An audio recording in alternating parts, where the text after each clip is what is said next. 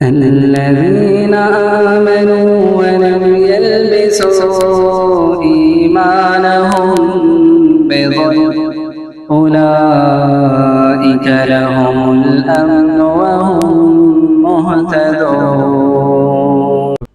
السلام علیکم ورحمۃ اللہ وبرکاتہ. الحمد للہ رب العالمین وبہ نستعین وصلی اللہ تعالی علی نبینا محمد صلی اللہ علیہ وسلم وعلی آلہ وصحبہ اجمعین وعلی من تبعہم بإحسان الی یوم الدین. اما بعد. قال اللہ تبارک وتعالی فی کلامہ المجید: اعوذ باللہ السمیع العلیم من الشیطان الرجیم. بسم اللہ الرحمن الرحیم.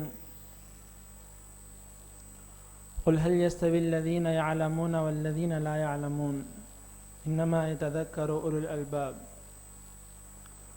وقال تعالى: انا نحن نزلنا الذكر وانا له لحافظون. قال النبي صلى الله عليه وسلم: خیرکم من تعلم القرآن وعلمه. ڈائس پر تشریف فرما فضیلت الشیخ مولانا عبدالمقیت عمری مدنی حفظہ اللہ، صدر مدرسہ جناب محمد رفیق صاحب حفظہ اللہ، دور دراز سے آئے ہوئے ہمارے مہمان حضرات، خواتین اور معزز طلباء و طالبات، خطبہ مسنونہ کے بعد میں نے آپ حضرات کے سامنے اللہ رب العالمین کی ایک آیت کریمہ تلاوت کی ہے کہ اللہ رب العالمین کا ارشاد ہے: انا نحن نزلنا الذکر وانا لہ لحافظون. یہ قرآن مجید کو، ذکر کو، کتاب ہدایت کو ہم نے ہی نازل کیا ہے اور اس کی حفاظت کا ذمہ بھی ہمارے ہی حصے میں ہے. اللہ تعالیٰ نے قرآن مجید کی حفاظت کی ذمہ داری بذات خود اپنے اوپر رکھی ہے، اور یہ اللہ رب العالمین کا حکم ہے یا یہ مرضی ہے کہ الحمدللہ 1400 سال کے گزرنے کے بعد بھی پورے قرآن مجید میں کوئی ایک آیت تو دور کی بات، آیت کا ایک ٹکڑا تو دور کی بات، کوئی ایک زیر کو آج زبر نہیں کر سکا اور کوئی زبر کو آج تک زیر نہیں کر سکا، اور نہ کبھی یہ تبدیلی قیامت کی صبح تک آ سکتی ہے. الحمدللہ اسی مناسبت سے اللہ رب العالمین نے اپنے کچھ بندوں کو بھی چنا جو قرآن مجید کی حفاظت میں ایک اہم کردار انجام دیں گے. سب سے پہلے حافظ قرآن اس روئے زمین پر میرے اور آپ کے پیارے نبی محمد صلی اللہ علیہ وسلم ہیں.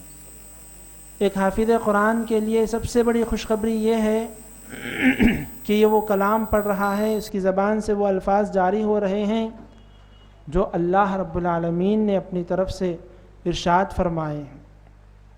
دوسری بڑی خوشخبری اس کے لیے خوشی یہ ہے کہ وہی کلام ہے جس کا پیارے نبی صلی اللہ علیہ وسلم ورد کیا کرتے تھے، اور یہ بڑی خوشخبری ہے کہ اللہ نے اس کلام کی حفاظت میں اس کو بھی استعمال کیا ہے.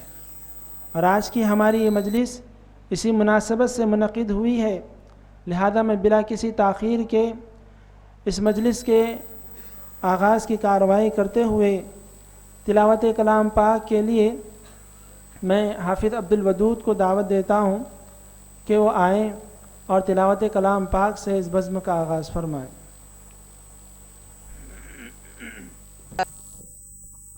السلام علیکم ورحمۃ اللہ وبرکاتہ.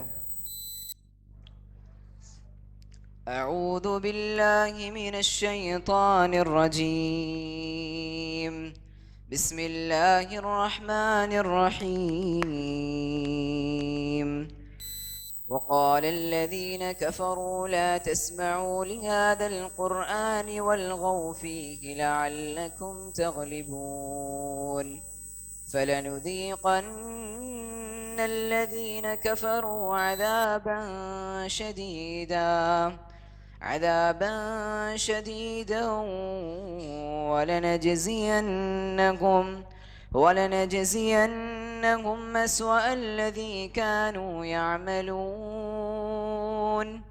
ذلك جزاء أعداء الله النار ذلك جزاء أعداء الله النار لهم فيها دار الخلد جزاء بما كانوا بآياتنا يجحدون وقال الذين كفروا ربنا أرنا الذين يضلانا من الجن والإنس نجعلهما تحت أقدامنا ليكونا من الأسفلين إن الذين قالوا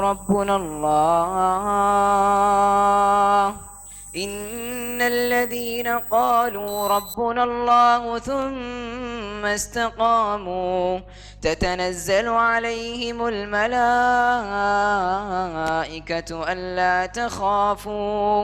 ألا تخافوا ولا تحزنوا وأبشروا بالجنة التي كنتم توعدون نحن أولياؤكم في الحياة الدنيا وفي الآخرة ولكم فيها ما تشتهي أنفسكم ولكم فيها ما تدعون نزلا من غفور رحيم. السلام عليكم ورحمة الله وبركاته. ماشاءاللہ تبارک اللہ. یہ حافظ عبدالودود جو جامعہ محمدیہ عربیہ میں زیر تعلیم ہیں. ان کے بعد میں مدرسے کے ایک طالب علم محمد ریان کو دعوت دیتا ہوں کہ وہ آئے تلاوت کلام پاک پیش کریں. اعوذ باللہ من الشیطان الرجیم. بسم اللہ الرحمن الرحیم.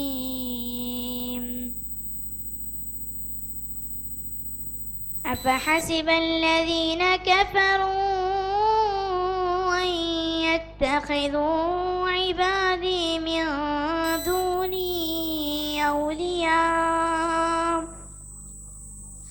إنا أعتدنا جهنم للكافرين نزلا. قل هل ننبئكم بالأخسرين أعمالا الذين ضل سعيهم في الحياة الدنيا وهم يحسبون أنهم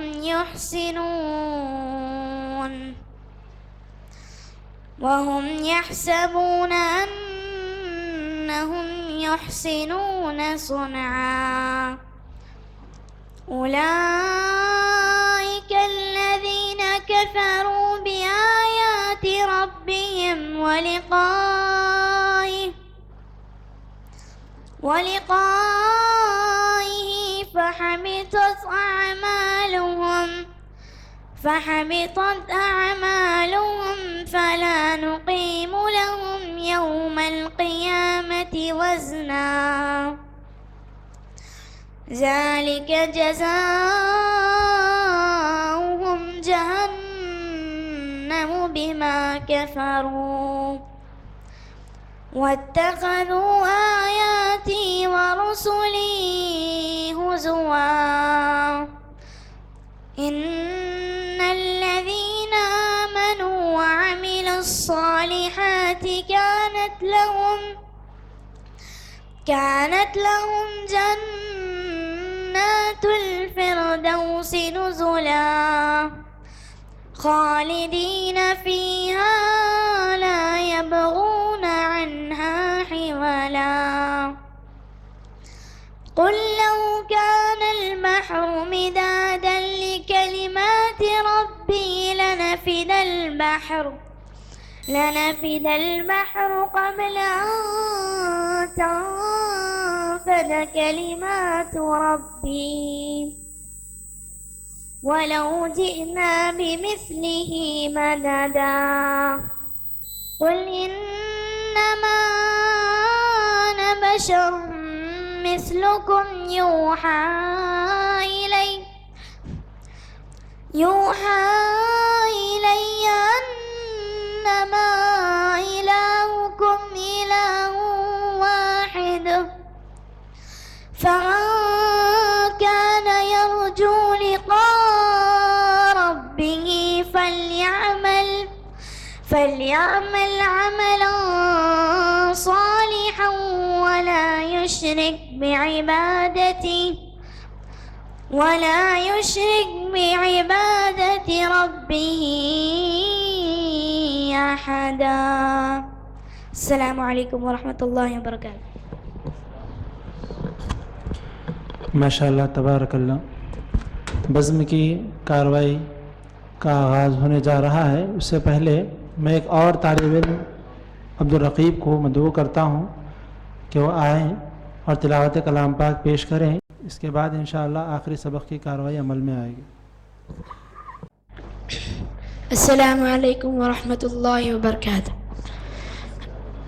اعوذ باللہ من الشیطان الرجیم. بسم اللہ الرحمن الرحیم.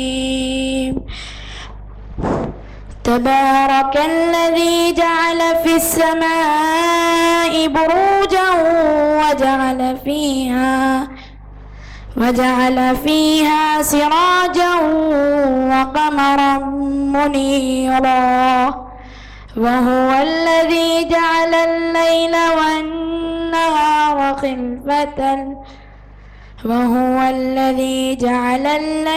والنهار خلفة لمن أراد أن يذكر أو أراد شكورا. وعباد الرحمن الذين يمشون على الأرض حونا وإذا خاطبهم الجاهلون قالوا سلاما. والذين يبيتون لربهم سجدا وقياما. والذين يقولون ربنا اصرف عنا عذاب جهنم إن عذابها كان غراما إنها ساءت مستقرا ومقاما.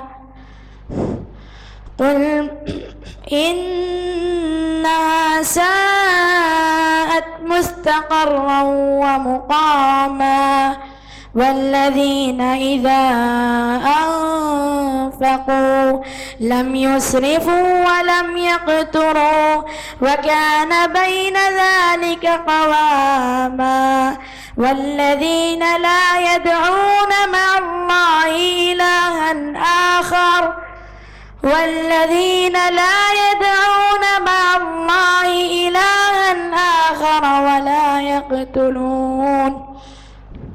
ولا يقتلون النفس التي حرم الله إلا بالحق ولا يزنون.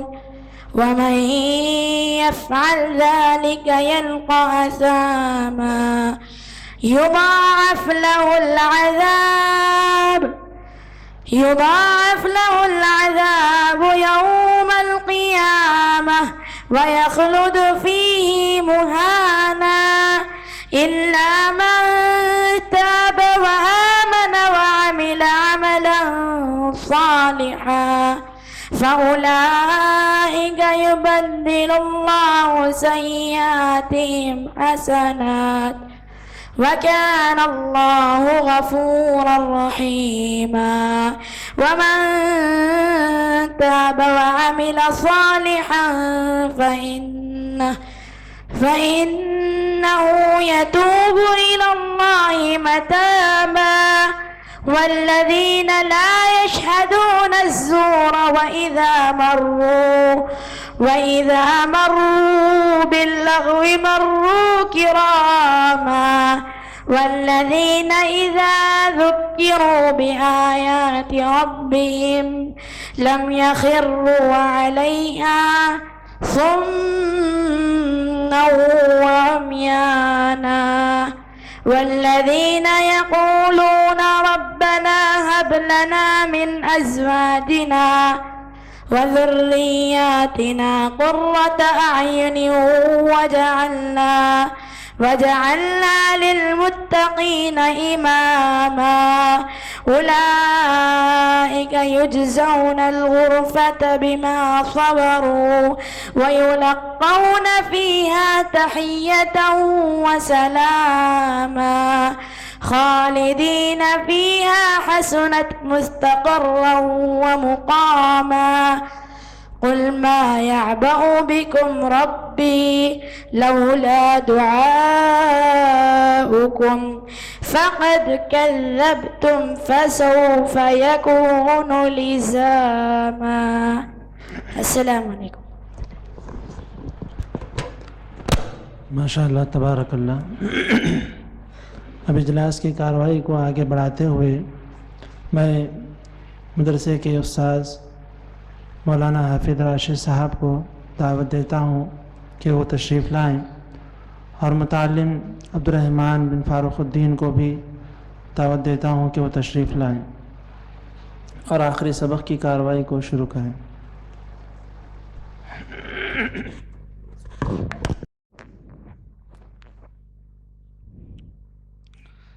السلام علیکم ورحمۃ اللہ وبرکاتہ.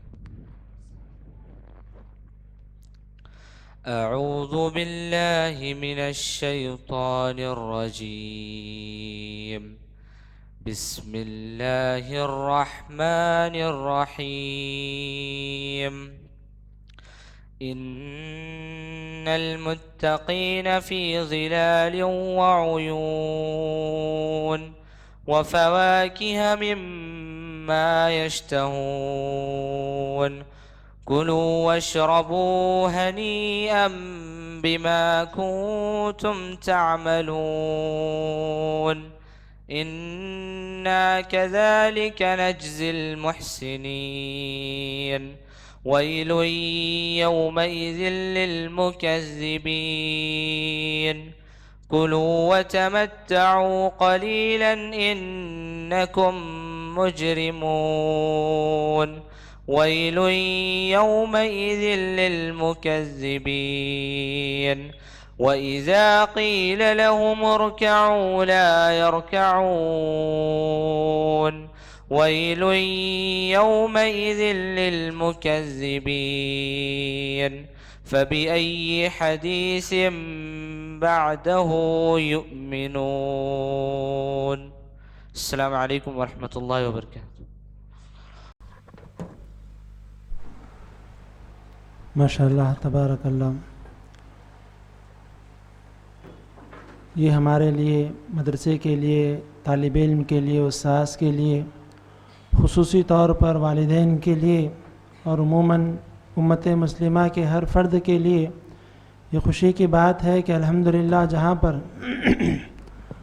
جس جگہ پر یا جس علاقے میں یا جس شہر میں ہم رہ رہے ہیں، جس ملک میں ہم سانس لے رہے ہیں، آئے دن دین کے خلاف میں، اسلام کے خلاف میں نت نئے حربے، نت نئی کوششیں کی جا رہی ہے. ان تمام کے باوجود بھی الحمدللہ یہ اللہ کا رحم ہے ہم پر، یہ اللہ کا کرم ہے ہم پر کہ حافظوں کی تعداد، عالموں کی تعداد، مساجد و مدارس کی تعداد میں اضافہ ہوتا جا رہا ہے. یہ گویا وہی بات ہے کہ یہ اسلام کا ایسا پودا ہے کہ جتنا کاٹو گے اتنا ہرا ہوتا جائے گا. اس کو کوئی ختم نہیں کر سکتا کیونکہ اس پر اللہ رب العالمین کا رحم ہے اور کرم ہے. اللہ تعالیٰ سے ہم اس طالب علم کے حق میں خصوصاً دعا کرتے ہیں کہ اللہ تعالیٰ یہ قرآن کی برکت، اللہ تعالیٰ ان کے دین میں، دنیا میں، آخرت میں، ہر گوشے میں اللہ تعالیٰ ان کو قرآن کی برکت سے مالا مال فرمائے. میں مدرسے کے ذمہ دار مولانا قاسم علی عمری ندیر حفظہ اللہ کو اسٹیج پر مدعو کرتا ہوں کہ وہ آئیں اور تلاوت قرآن یا قرآن مجید کے متعلق کچھ باتیں پیش فرمائیں۔ بسم اللہ الرحمن الرحیم الحمد للہ رب العالمین وبہ نستعین والصلاة والسلام علی اشرف الانبیاء والمرسلین وعلى آلہ واصحابہ ومن تبعہم باحسان الی یوم الدین، اما بعد۔ اسٹیج پر تشریف فرما صدر اجلاس، ذمہ داران مدرسہ، اساتذہ کرام، سرپرست حضرات اور عزیز طلبہ،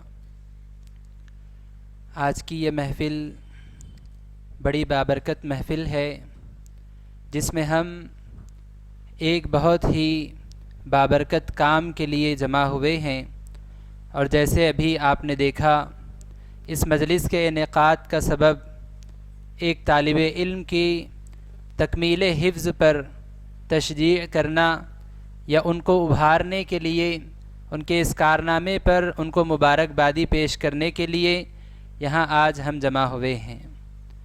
اس موقع پر قرآن کریم کی فضائل کے متعلق، اس سے تعلق جوڑنے کے متعلق، اور اسی طرح سے ادارے میں حفظ کی تعلیم سے متعلق کچھ باتیں رکھنے کے لیے یہاں میں آپ کے سامنے کھڑا ہوا ہوں۔ پہلی بات حضرات، قرآن کریم اللہ رب العالمین کی جانب سے نازل کردہ وہ کتاب ہے جو آسمانی کتابوں میں سب سے اخیر میں اللہ تبارک و تعالیٰ نے نازل فرمائی، لیکن اس کتاب کو تمام کتابیں جو اس سے پہلے نازل کی گئی ان تمام کتابوں کے لیے ناسخ قرار دیا گیا۔ اب اس کتاب کے نازل ہونے کے بعد ہدایت اور رہنمائی کا آخری ذریعہ اسی کتاب کو قرار دیا گیا۔ اب اگر کائنات میں کوئی انسان اس کتاب کے علاوہ کسی اور کتاب کو کتاب ہدایت سمجھتا ہے تو وہ انسان گمراہ ہے، وہ انسان کبھی اللہ کی بنائی ہوئی جنت میں داخل نہیں ہو سکتا۔ اللہ تبارک و تعالیٰ نے اس کتاب کے اندر ایسی تاثیر رکھی ہے، اللہ تبارک و تعالیٰ نے اس کو ایسا مقام عطا فرمایا ہے کہ جو انسان اس کے ساتھ جڑتا ہے، اپنا تعلق بناتا ہے، اس انسان کو اللہ تبارک و تعالیٰ بلند کر دیتا ہے۔ آپ دیکھیں قرآن مجید سے جتنوں کا تعلق جڑا تمام لوگ بہتر سے بہتر ہوتے چلے گئے۔ اللہ کے نبی صلی اللہ علیہ وسلم نے حدیث میں فرمایا، خیرکم من تعلم القرآن وعلمہ، تم میں بہترین انسان وہ ہے جو قرآن پڑھتا ہے اور لوگوں کو قرآن پڑھاتا ہے۔ میں جناب فاروق الدین صاحب سے گزارش کرتا ہوں کہ اسٹیج پر تشریف لائیں۔ اللہ کے رسول صلی اللہ علیہ وسلم نے فرمایا کہ تم میں بہترین انسان وہ ہے جو انسان قرآن پڑھتا ہے اور قرآن پڑھاتا ہے۔ اور حضرات آپ دیکھیں اللہ تبارک و تعالیٰ نے قرآن سے جس امت کو جوڑا، اس امت کو خیر امت قرار دیا گیا۔ کنتم خیر امت کہا گیا اس امت کو جس کے لیے قرآن نازل کیا گیا، اور جس نبی پر اللہ تبارک و تعالیٰ نے یہ قرآن کریم نازل فرمایا وہ نبی تمام انبیاء کے سردار قرار دیے گئے۔ جس شہر میں یہ قرآن کریم نازل ہوا مکۃ المکرمہ، یہ تمام شہروں میں سب سے افضل اور سب سے محترم شہر قرار دیا گیا۔ جس مہینے میں یہ قرآن مجید نازل ہوا، شہر رمضان الذی انزل فیہ القرآن، یہ مہینہ تمام مہینوں میں سب سے افضل مہینہ ہے۔ اور اس کے بعد آپ دیکھیں جس رات میں یہ قرآن کریم کو نازل کیا گیا، وہ رات سال کے تمام راتوں میں سب سے بابرکت اور سب سے افضل رات قرار دی گئی۔ انا انزلناہ فی لیلۃ القدر، اللہ تبارک و تعالیٰ نے کہا کہ ہم نے اس کو قدر والی رات میں نازل کیا۔ جو بھی شخص اس قرآن کریم سے اپنے تعلق کو جتنا مضبوط کرے گا، اللہ تبارک و تعالیٰ اس کے مقام کو، اس کے مرتبے کو بلند کرتا چلا جائے گا۔ جیسے ابھی میں نے حدیث سنائی آپ کو کہ نبی صلی اللہ علیہ وسلم نے کہا، خیرکم من تعلم القرآن وعلمہ، تم میں بہترین شخص وہ ہے جو قرآن سیکھتا ہے اور قرآن سکھاتا ہے. ادھر آپ لوگ ادھر آ جائیں تاکہ آنے والوں کے لیے جگہ رہے. جو استاذ قرآن پڑھانے والا ہے وہ دنیا میں سب سے بہترین انسان ہے. جو طلباء قرآن پڑھتے ہیں، قرآن سیکھتے ہیں، وہ طلباء دنیا کے سب سے بہترین طلباء ہیں. اور اللہ کے فضل و کرم سے آپ یہاں دونوں اشخاص کو دیکھ سکتے ہیں. یہاں آپ کے سامنے وہ اساتذہ بھی موجود ہیں جو قرآن کریم کی تعلیم دے رہے ہیں، قرآن سکھا رہے ہیں. وہ طلباء بھی موجود ہے جو قرآن کریم سیکھ رہے ہیں. اب حضرات آئیے میں آپ کے سامنے مدرسے میں قرآن کریم سے متعلق، قرآن کریم کے حفظ سے متعلق جو ہے یہاں پہ کام چل رہا ہے. بہت سارے لوگ اس سے ناواقف ہیں، اسی لیے میں جو ہے مختصر وقت میں کچھ باتیں اس سے جڑی آپ کے سامنے پیش کرنا چاہتا ہوں. مدرسہ دارالامن کی جو بنیاد رکھی گئی سن 2017 میں اخیر میں جو ہے اس کی بنیاد رکھی گئی، اور ادارے کی بنیاد رکھنے کا جو ہے مقصد یہ تھا کہ دینی تعلیم کو عوام الناس کے درمیان عام کیا جائے. قرآن و سنت کی تعلیم کو لوگوں میں عام کرنا یہ اس جو ہے ادارے کا بنیادی مقصد تھا، اور روز اول سے ادارہ اسی پہ کام کرتا رہا ہے.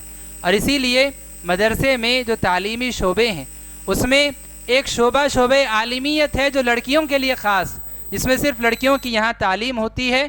جگہ ناکافی ہونے کی وجہ سے صرف لڑکیوں کے لیے عالمیت اور فضیلت کی یہاں پہ تعلیم ہوتی ہے. اور دوسرا ایک شعبہ ہے جو شعبہ حفظ کا شعبہ ہے، حفظ کی تعلیم کا شعبہ ہے.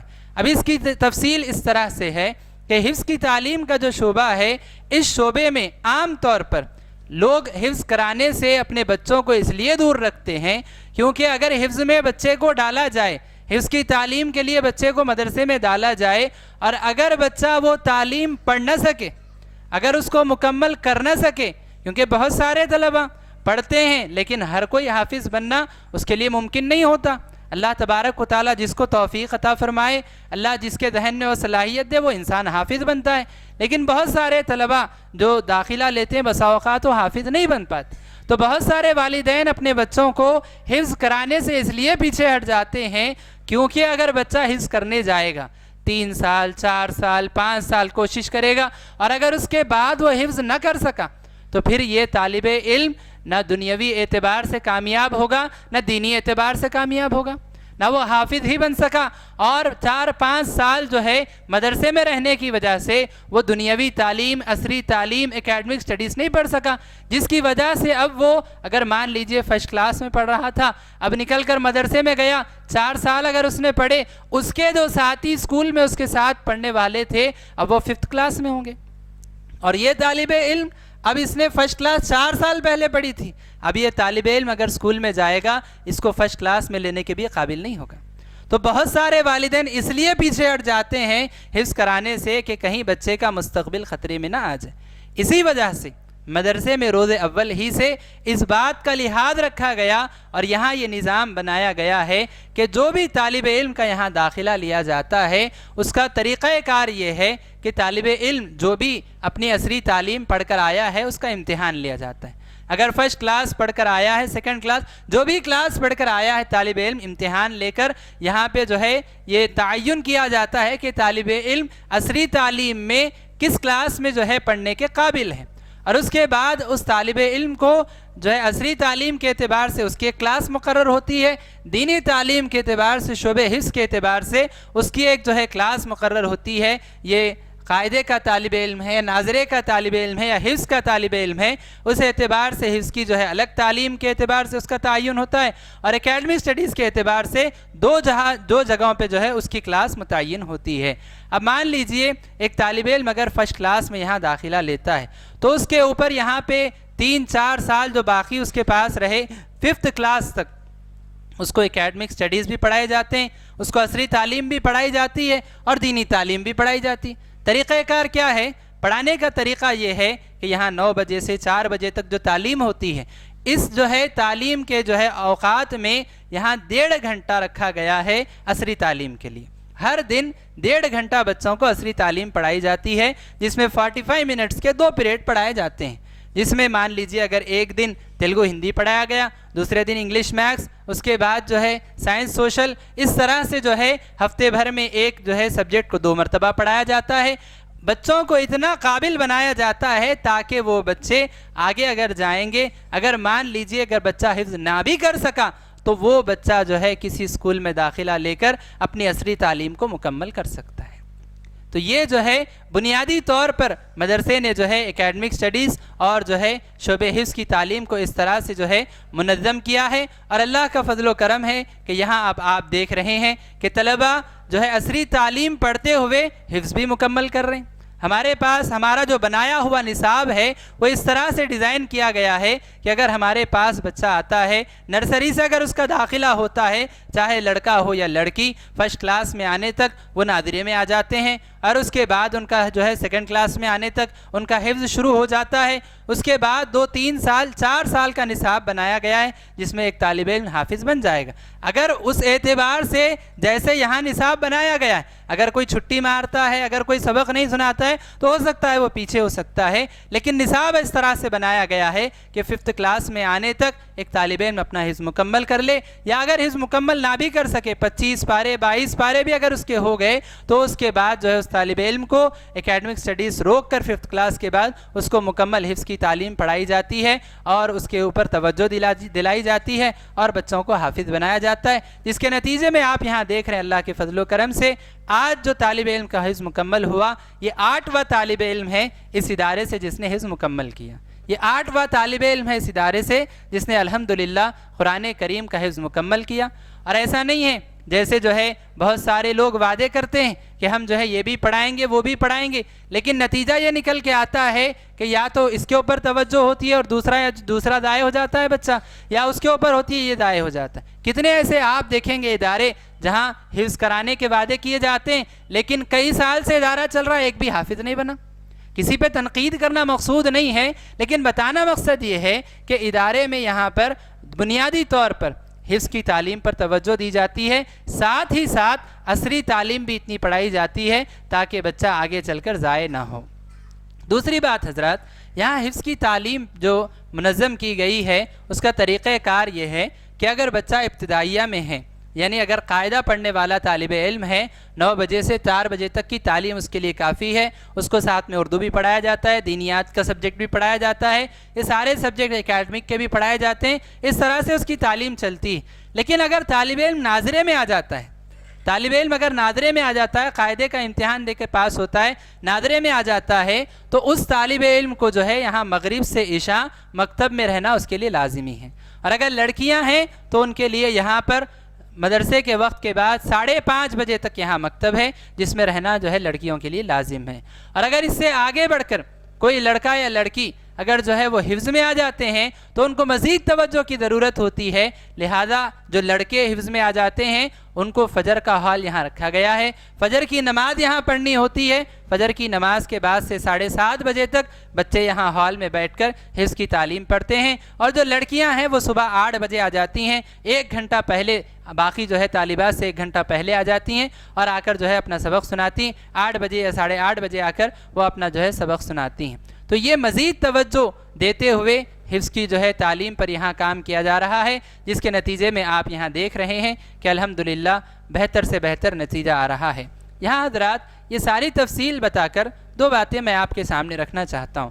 پہلی بات ان حضرات کے لیے جو یہاں مدرسے میں اپنے بچوں کو پڑھا رہے ہیں، ان حضرات سے میں یہ اپیل کرنا چاہوں گا کہ یہاں اللہ کے فضل و کرم سے جو ذمہ داران ہیں وہ علم والے لوگ ہیں، پڑھے لکھے ہیں، جانتے ہیں تعلیم کے بارے میں، اور ہم نے اللہ کے فضل و کرم سے ایک ایسا نظام بنایا ہے، سلیبس بنایا ہے جو آپ جس کی کامیابی آپ دیکھ رہے ہیں۔ ہمارا آپ سے مطالبہ یہ ہے کہ آپ اگر اپنے بچوں کو حافظ قرآن بنانا چاہتے ہیں تو آپ اس نہج پہ اپنے بچوں کو چلانے کی کوشش کریں جو نہج ہم آپ کو بتا رہے ہیں، جو راستہ ہم آپ کو دکھا رہے ہیں، آپ اپنے بچوں کو اس راستے پر چلائیں، پابندی سے اپنے بچوں کو یہاں مدرسے میں وقت پر بھیجیں۔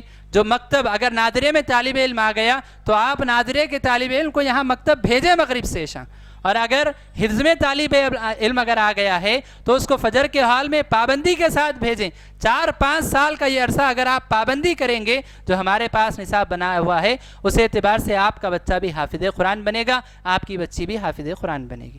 اسی طرح دوسری بات جو ہے والدین سے میں یہ کہنا چاہوں گا کہ آپ اپنے بچے کو، یہ آپ کا بچہ کوئی اب معمولی بچہ نہیں رہا، یہ اللہ کے کلام کو یاد کر رہا ہے، تو آپ کو چاہیے کہ آپ جو معاشرے کی گندگیاں ہیں اس سے آپ اس بچے کو محفوظ رکھیں، اس کے ذہن کو، اس کی نظروں کو، اس کے کانوں کو آپ معاشرے کی گندگیوں سے آپ محفوظ رکھیں۔ کتنے ایسے بچے دیکھنے میں آتے ہیں، دو طلبہ ایک ہی کلاس میں ایک ہی وقت میں دونوں کا داخلہ ہوا، لیکن ایک ماشاءاللہ بہت آگے ہے، دوسرا بہت پیچھے ہوتا جا رہا ہے۔ کیوں؟ ایک کے گھر میں بڑی توجہ ہے، ڈائری برابر چیک کی جاتی ہے، ڈائری سائن کی جاتی ہے، طالب علم کا جائزہ لیا جاتا ہے، اساتذہ سے بات چیت کی جاتی ہے، اور اس پر مکمل توجہ ہے، جس کے نتیجے میں وہ طالب علم آگے بڑھ رہے ہیں۔ دوسرا طالب علم گھر جاتا ہے، بیگ پھینک دیتا ہے، کھیل میں لگ جاتا ہے، پھر آتا ہے مدرسے کو تو یہیں بیٹھ کے پھر سبق یاد کرتا ہے، تو کہاں وہ آگے بڑھے گا؟ تو والدین کا کردار بھی بہت اہم ہوتا ہے، یاد رکھیے۔ تو میں والدین سے مطالبہ کروں گا کہ آپ کے بچوں کو یہاں جو تعلیم دی جا رہی اس میں آپ کے سپورٹ کی بہت ضرورت ہے۔ شادی ہے کسی کی، کون ہے؟ بہت دور کے رشتہ دار ہیں، 3 دن چھٹی لے کے چلے گئے۔ 3 دن اگر سبق طالب علم کا پیچھے ہو جائے گا، آپ نہیں جانتے وہ کتنا پیچھے ہو جائے گا۔ اور پھر یہ چھٹیاں لگانے کا اس کے اندر جب مزاج پیدا ہوگا، استقلال اس کے اندر نہیں آئے گا، وہ طالب علم کبھی آگے نہیں بڑھے گا جس کے اندر چھٹی کرنے کا مزاج آ جائے۔ چھوٹی چھوٹی طبیعت خراب ہوئی، سر درد ہوا، پیٹ درد ہوا، گھر میں روک لیے۔ تو اس طرح سے جو ہے اگر آپ ان چیزوں پہ اگر توجہ نہیں دیں گے، جو نصاب پہ آپ کے بچے کے لیے کام کیا جا رہا ہے اس میں ڈسٹربنس ہوگا، اس میں جو ہے بچے کے اندر رکاوٹ پیدا ہوگی۔ دوسرا مطالبہ یا دوسری اپیل میں ان لوگوں سے کرنا چاہوں گا، ان حضرات سے کروں گا جن کے بچے یہاں نہیں پڑھ رہے ہیں۔ میں ان سے یہ کہنا چاہوں گا کہ آپ کے علاقے میں ایک بہترین ادارہ شعبہ حفظ کا قائم ہے، جہاں الحمدللہ بہتر انداز سے حفظ کی تعلیم ہو رہی ہے۔ تو میں آپ سے یہ گزارش کروں گا، اگر آپ اپنے بچوں کو حافظ قرآن بنانا چاہتے ہیں، آپ ادارے سے اپنے بچوں کو جوڑیے۔ یہ حفظ کی تعلیم کا ایک منظم ادارہ ہے جس میں تعلیم پر بہترین محنت کی جا رہی ہے۔ تو میں آپ سے مطالبہ کروں گا کہ آپ اپنے بچوں کو جو ہے اس ادارے سے جوڑیے تاکہ حفظ کی تعلیم میں مضبوطی پیدا ہو، آپ کے بھی بچے حافظ بنیں۔ انہی باتوں پر میں اپنی بات کو سمیٹتے ہوئے دعا کرتا ہوں رب العالمین سے کہ آج جس طالب علم کا حفظ مکمل ہوا، اللہ تبارک و تعالیٰ ان کے حفظ میں پختگی عطا فرمائے، اللہ ان کو ایک بعمل عالم بنائے، اللہ تبارک و تعالیٰ ان کو ان کے والدین کے لیے صدقہ جاریہ بنائے اور ان کے لیے نجات کا ذریعہ اللہ رب العالمین بنائے۔ اور اسی طرح جو طلبہ یہاں سے پڑھ کے فارغ ہوئے، جو آگے کی تعلیم پڑھ رہے ہیں، یا اور جو طلبہ جو آگے حفظ مکمل کرنے والے ہیں، ان تمام کے حق میں ہم اللہ سے دعا کرتے ہیں کہ اللہ رب العالمین ان تمام کے علم سے امت کو فائدہ پہنچائے۔ آمین۔ وآخر دعوانا ان الحمدللہ رب العالمین۔ السلام علیکم ورحمۃ اللہ وبرکاتہ۔ ماشاء اللہ تبارک اللہ۔ محترم حاضرین، جیسا کہ آپ کو ابھی بتلایا گیا ہے مدرسے میں منہج دراسی کیا ہے، کس طرح سے بچوں کو حفظ قرآن کی تعلیم دی جاتی ہے اور ساتھ ہی ساتھ انگلش میڈیم سے عصری تعلیم دی جاتی ہے۔ ابھی یہ دسمبر کا مہینہ چل رہا ہے، اگر ہم شمار کریں تو 10 دن کم ہے اس ادارے کے 8 سال مکمل ہونے کے لیے۔ 31 دسمبر 2017 کو ہی مغرب کے بعد سے ہی ایک افتتاحی اجلاس رکھ کر اس مدرسے کا آغاز کیا گیا تھا۔ فضیلت الشیخ طٰہٰ سعید خالد عمری مدنی حفظہ اللہ کی زیر نگرانی میں آپ ناظم تعلیمات کی حیثیت سے اس مدرسے کی خدمات روز اول سے انجام دے رہے ہیں۔ ان 7 سالوں اور 11 مہینوں میں الحمدللہ اللہ کا یہ کرم، یہ احسان رہا ہے کہ مدرسے کی ایک مستقل جو ہے زمین ہوئی ہے، ایک مستقل جو ہے عمارت قائم ہوئی ہے، یہاں پر مستقل شعبے چل رہے ہیں، 450 طلباء طالبات یہاں پر زیر تعلیم ہیں، 20 سے زائد عملہ اساتذہ و معلمات یہاں پر تدریسی خدمات انجام دے رہے ہیں۔ ساتھ ہی ساتھ جیسا کہ پچھلے کچھ سالوں میں یا مہینوں میں بتلایا گیا تھا کہ ہمارے مستقبل کے یہ منصوبے ہیں کہ جو طالبات یہاں پر انت کے بعد میں عالمیت کے لیے یا فضیلت کے لیے جڑنا چاہتے ہیں، ان کے لیے ہم یہ کوشش کر رہے ہیں کہ یہاں عالمیت کی سرٹیفکیٹ مولانا آزاد میں انٹر کے برابر ہو اور وہاں پر BA میں ان کو ایڈمیشن مل سکے، اور یہاں جو فضیلت کر لیں ان کو مولانا آزاد میں MA کی تعلیم حاصل کرنے کا موقع مل سکے۔ یہ افلیشن کی کارروائی کا ذکر ہم نے پہلے کیا تھا، الحمدللہ یہ کارروائی مکمل ہو گئی ہے، اور بفضلہ تعالی یہاں کی طالبات جو فارغ ہوئی ہیں فضیلت سے، وہ مولانا آزاد میں اب ایم اے کی تعلیم حاصل کر رہی ہیں۔ اسی طرح ایک اور چیز بھی جو ہم نے مستقبل کے عزائم میں ذکر کی تھی وہ یہ کہ ہماری امت کے بچیوں کی ایک بڑی تعداد ہے جو دیندار گھرانوں میں، مسلمان گھرانوں میں پیدا ہونے کے بعد کانوینٹوں کے حوالے ہو رہے ہیں یا ایسے اداروں کے حوالے ہو رہے ہیں جہاں سے بچیوں کو کیچ کر لیا جا رہا ہے، ان کو غیر مسلموں کے ساتھ جو ہے جوڑنے کی، ان کے ساتھ معاملات کرنے کی کوشش کی جا رہی ہے۔ ایک بچی ایک نسل ہوتی ہے، ایک خاندان ہوتی ہے، ایک بچی اگر بگڑ جائے ایک گھر، ایک خاندان بگڑ جاتا ہے۔ اس چیز کو مد نظر رکھتے ہوئے، اس پر غور کرتے ہوئے ہم نے اپنے مستقبل کے عزائم میں یہ بات بھی ذکر کی تھی کہ انشاءاللہ جلد سے جلد ہم لڑکیوں کے لیے علیحدہ انگلش میڈیم اسکول شروع کرنے والے ہیں، اور اللہ کے فضل و کرم سے یہ کام بھی اس سال ہو چکا ہے، اور یہ جون تک جو ہے مکمل 1 سال ہو جائے گا اسکول کے منعقد ہو کر۔ ایسے ہی عزائم اور بھی ہمارے مستقبل میں ہیں، بہت سے عزائم ہیں، مگر جس پر ہم آگے اب کام کر رہے ہیں وہ یہ کہ لڑکوں کی تعداد الحمدللہ شعبہ حفظ کی ماشاءاللہ 150 کے آس پاس ہمارے پاس ہو گئی ہے۔ کل تعداد الحمدللہ 450 ہے، لڑکوں کی تعداد 150 کے آس پاس ہمارے پاس ہو گئی ہے۔ مستقبل میں اب ہمارا یہ منصوبہ ہے کہ جس طرح یہاں پر ایک مدرسہ قائم ہوا ہے، اسی بورا بنڈے کے علاقے میں ایسا ہی ایک اور مدرسہ قائم کیا جائے جس میں لڑکوں کی تعلیم کو فروغ دیا جائے۔ یہاں پر مکمل لڑکیوں کو جو ہے مدرسہ لڑکیوں کا قرار دے کر ایک اور مدرسہ شروع کر وہاں نہ صرف حفظ کی تعلیم بلکہ وہ بچے جو ہمارے پاس حفظ مکمل کر لیں ان کو 10ویں جماعت کے بعد میں انٹر کے ساتھ میں، ڈگری کے ساتھ میں عالمیت اور فضیلت کرانے کا بھی ہمارا منصوبہ چل رہا ہے۔ ہم اللہ سے دعا کرتے ہیں کہ جس طرح اللہ نے اب تک ہماری مدد کی ہے اور اس ادارے کے پر اللہ رب العالمین نے رحم و کرم کی بارشیں کی ہیں، اللہ سے آئندہ بھی یہ امید کی جاتی ہے کہ مستقبل میں ان نیک عزائم کو اللہ رب العالمین ضرور پورا فرمائے گا، اور ہماری امت کے ہر گھر میں جہاں بچے حافظ عالم ہوں گے وہیں پر ڈگری ہولڈرز بھی ہوں گے، جہاں دین کے ہوں گے وہیں دنیا کے بھی ہوں گے۔ یہ جو عزم ہم لے کر اٹھے ہیں کہ ہمارے بچے دین میں بھی آگے رہیں، دنیا میں بھی آگے رہیں، انشاءاللہ وہ وقت قریب آنے والا ہے۔ حاضرین گرامی، بلا کسی تاخیر کے میں ہمارے فضیلت الشیخ مولانا عبد المقیت عمری مدنی حفظہ اللہ جو ہمارے ہی علاقے کے رہنے والے ہیں، جو محتاج تعارف نہیں ہیں، الحمدللہ بڑے طویل عرصے سے آپ دین و ملت کی خدمات انجام دے رہے ہیں۔ اس علاقے کی مختلف مساجد میں آپ الحمدللہ جمعہ کے خطبات کے فرائض بھی انجام دیتے ہیں، اور ایک بڑے طویل عرصے تک آپ نے جامعہ دارالفرقان سعید آباد حیدرآباد میں تدریسی خدمات بھی انجام دی ہیں۔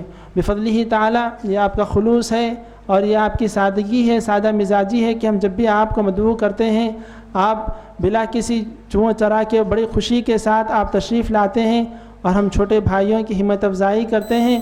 ہم بلا کسی تاخیر کے آپ کو دعوت دیتے ہیں کہ آپ جو ہے اپنے افروز جو ہے خطاب سے ہمیں مستفید فرمائیں۔ فضیلت الشیخ عبد المقیت عمری مدنی حفظہ اللہ۔ السلام علیکم ورحمۃ اللہ وبرکاتہ۔ بسم اللہ الرحمن الرحیم، الحمد للہ رب العالمین، والصلاة والسلام علی نبینا محمد وعلی آلہ وصحبہ اجمعین وعلی من تبعہم بإحسان الی یوم الدین، اما بعد۔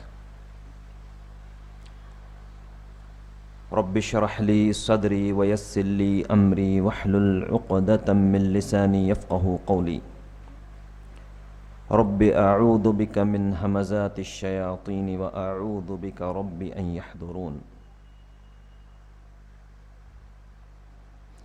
معزز صدر مدرسہ، ذمہ داران مدرسہ، اساتذہ و معلمات مدرسہ، طلباء و طالبات مدرسہ، اور معزز و مکرم حضرات و خواتین،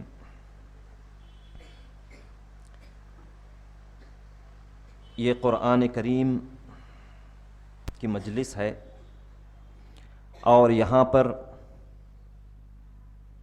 مجھے موقع دیا گیا ہے کہ آپ لوگوں سے اور خصوصیت کے ساتھ حفاظ کرام سے اور بالخصوص آج کی اس مجلس کے حافظ عبد الرحمن حفظہ اللہ ورعاہ، اللہ تعالی ان کی زندگی میں برکت دے، ان کو اللہ تعالی نے جس طرح قرآن والا بنایا ہے، حامل قرآن اور حافظ قرآن بنایا ہے، تو ہم اللہ سے دعا کرتے ہیں کہ اللہ تبارک و تعالی ان کو عالم قرآن بھی بنائے، فاضل قرآن بھی بنائے، مفسر قرآن بھی بنائے، اور اسی طرح دنیا و آخرت میں خوب اللہ تبارک و تعالی انہیں برکتوں سے نوازے۔ اس موقع پر میں ان کو مبارکبادی دیتا ہوں کہ اللہ تبارک و تعالی آپ کے لیے اس چیز کو مبارک بنائے، اور اسی طرح آپ کے والدین کو، آپ کے اساتذہ کو، اور اسی طرح مدرسے کے ذمہ داران کو بھی مبارکبادی دیتا ہوں کہ اللہ تبارک و تعالی نے یہ خیر والا عمل آپ کے ہاتھوں پر کیا ہے۔ تو اس موقع پر سب سے پہلے حافظ قرآن کی فضیلت میں چند باتیں آپ لوگوں کے سامنے عرض کروں گا، پھر اس کے بعد حافظ قرآن کی فضیلت کے ساتھ ساتھ حافظ قرآن کی ذمہ داریاں بھی ہوتی ہیں۔ اہل علم نے خصوصیت کے ساتھ اس زمانے سے لے کر آج کے زمانے تک لکھا بھی ہے، کہا بھی ہے، نصیحت کی باتیں بھی ہمیشہ سے اہل علم کہتے آئے ہیں کہ ایک حامل قرآن اور حافظ قرآن کو کس طرح ہونا چاہیے۔ اور امام ابو بکر الآجری رحمہ اللہ نے ایک کتاب تصنیف کی ہے، اخلاق حملۃ القرآن، مشہور و معروف کتاب ہے، سارے ہی علماء اس کتاب کا حوالہ دیتے ہیں اور اس کتاب کا ریفرنس دیتے ہیں۔ اور اسی طرح امام نووی نے بھی رحمہ اللہ نے بھی اس پر لکھا ہے۔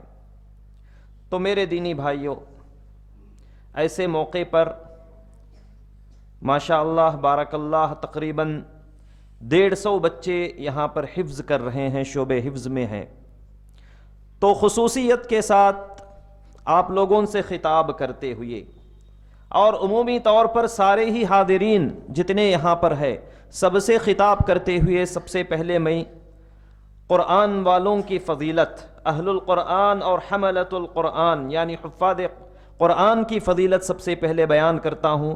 ویسے تو بارہا سنتے ہیں آپ،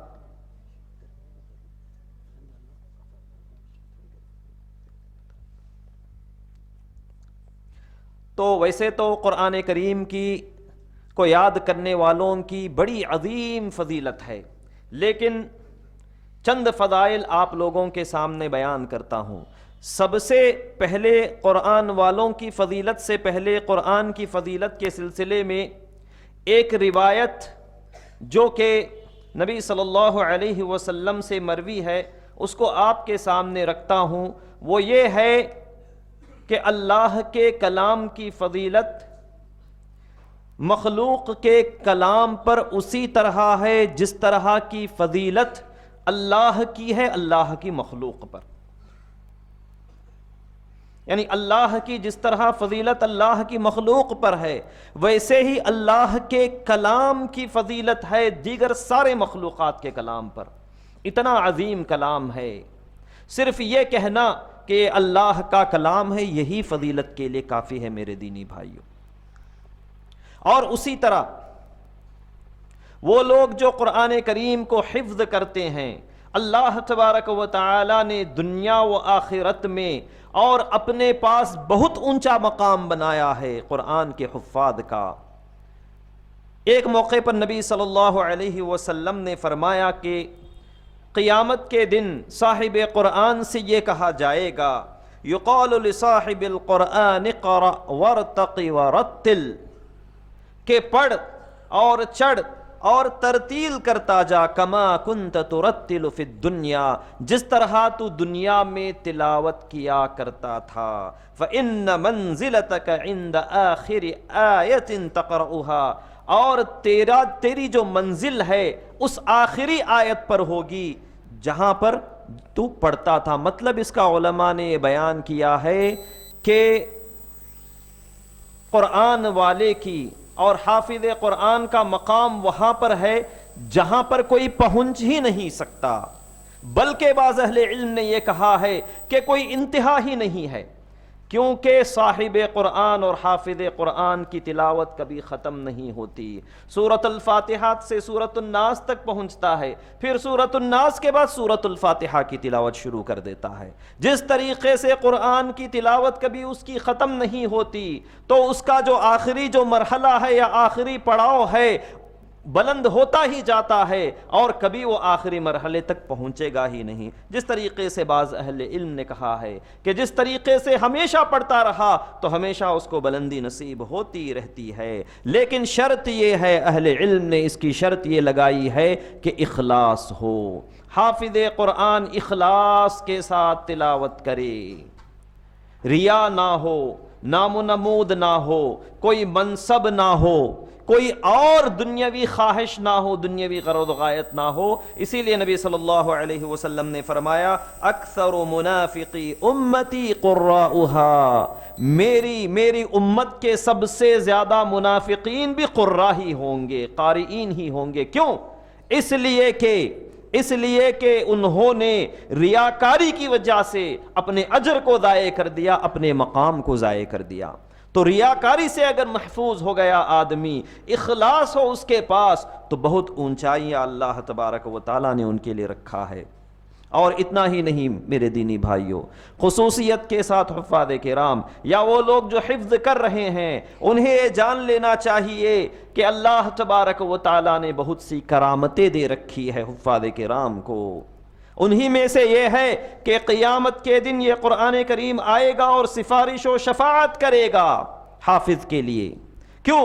اس لیے کہ جس طریقے سے صاحب قرآن اور حافظ قرآن راضی کرتا رہا قرآن کریم کو اس دنیا میں، اسی طریقے سے وہاں پر قرآن کریم آئے گا اور اللہ سے سفارش کرے گا کہ اے اللہ تو اس حافظ قرآن سے راضی ہو جا، اس لیے کہ اس نے مجھے دنیا میں راضی کیا. اور پھر اس کے بعد اللہ تبارک و تعالی راضی ہو جائے گا اور اللہ تبارک و تعالی اسے بہت ساری کرامتوں سے اور بہت سارے فضائل سے آخرت میں بھی نوازے گا. اور اسی طرح میرے دینی بھائیوں، یہ ایک آدمی جو قرآن کا ماہر ہو جاتا ہے، اچھی طرح قرآن کا حفظ کرتا ہے اور قرآن کے لفظ کا، اس کے معنی کا لحاظ کرتا ہے، سارے امور کی رعایت کرتا ہے، تو نبی صلی اللہ علیہ وسلم نے فرمایا الماہر بالقرآن مع السفرۃ الکرام البررہ، کہ قرآن کریم کا جو ماہر ہے، قرآن کریم کا کما حقہ حق ادا کرتا ہے، تو اس کا شمار مع السفرۃ الکرام البررہ ان فرشتوں کے ساتھ ہوتا ہے جو اللہ کے وحی کو، اللہ کے کلام کو لکھتے ہیں، اور اونچا مقام ہے اللہ تبارک و تعالیٰ کا ان کے پاس. تو قرآن کریم کو حفظ کرنے والوں کا مقام بھی یہی اونچا ہے میرے دینی بھائیوں. تو اسی لیے حافظ قرآن کو چاہیے کہ قرآن کا خیال کرے، کما حقہ اس کی رعایت کرے، اس کی عنایت کرے، تبھی جا کر کے اس کو یہ مقام حاصل ہوگا.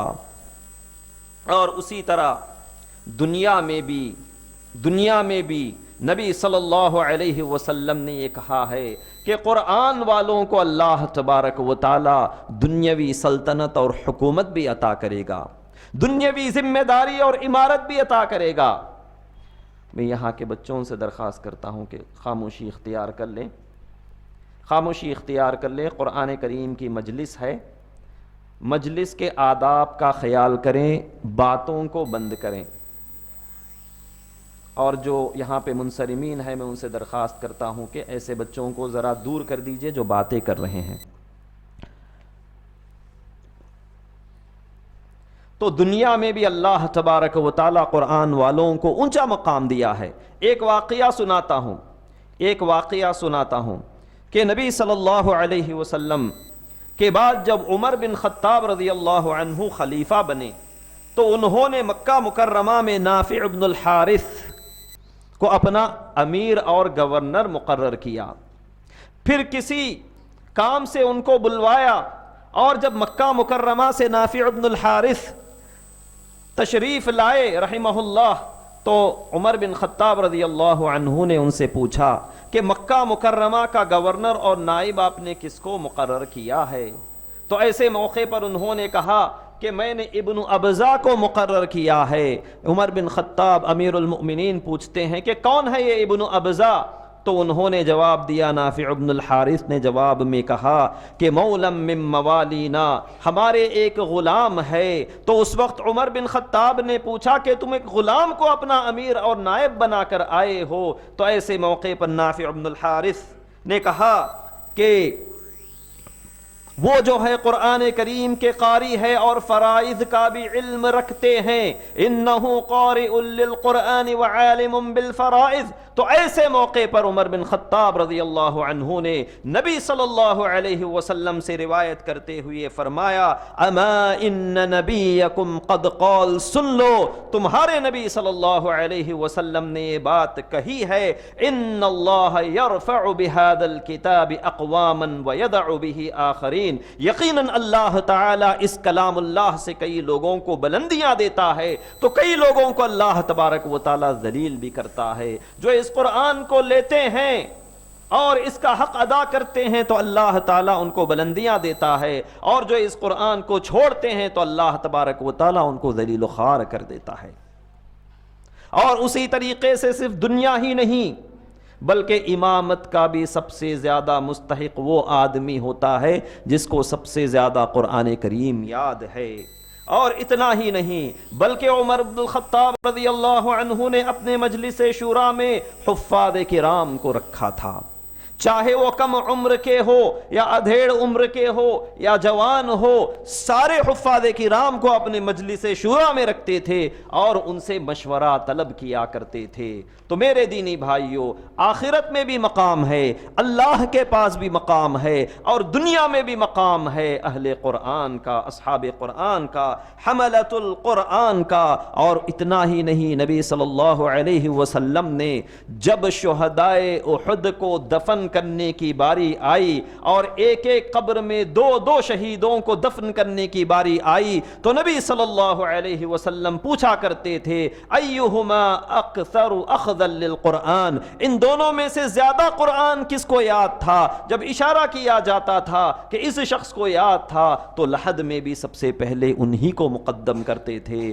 تو میرے دینی بھائیوں، ہر جگہ اہل قرآن کو، ہر جگہ حفاظ کرام کو سامنے رکھا گیا ہے، آگے رکھا گیا ہے، دنیا ہو یا آخرت میں ہو. اور اسی طرح سارے مسلمانوں کو اس بات کی ہدایت دی گئی ہے کہ تم قرآن والے کی عزت کرو، اکرام کرو، احترام کرو. اور نبی صلی اللہ علیہ وسلم نے خصوصیت کے ساتھ فرمایا، ان من اجلال اللہ اکرام ذی الشیبۃ المسلم، کہ اللہ تبارک و تعالی کے اکرام میں سے یہ ہے کہ تم ایک بوڑھے مسلمان کا اکرام کرو، عزت کرو. وحامل القرآن غیر الغالی فیہ والجافی عنہ، اور قرآن کے حافظ کا بھی اکرام و احترام کرو، کیونکہ قرآن سے جس آدمی کا تعلق جڑ جاتا ہے تو اس کا مقام بھی بلند ہو جاتا ہے. اور خصوصیت کے ساتھ مسلمانوں کے دلوں میں اس کا احترام ہونا چاہیے، حافظ کا احترام ہونا چاہیے، اس کو اس کا مقام دینا چاہیے. اور میرے دینی بھائیوں، آج کے زمانے میں اللہ ہدایت فرمائے، اللہ ہدایت عطا کرے مسلمانوں کو کہ کئی حفاظ ہوتے ہیں امامت کرتے ہیں. تقاضا تو یہ تھا کہ ہم ان کو اپنے سروں پر رکھے، آنکھوں پر رکھے، ان کا خیال کرے، لیکن دیکھا جاتا ہے کہ ان کو ذلیل کیا جاتا ہے اور ان کے ساتھ برا سلوک اور برا معاملہ کیا جاتا ہے. تو اس سے پرہیز کرنا چاہیے. حقیقت میں ایک حافظ قرآن کی توہین ہے میرے دینی بھائیوں. یہ نبی صلی اللہ علیہ وسلم نے ہمیں ہدایت فرمائی ہے.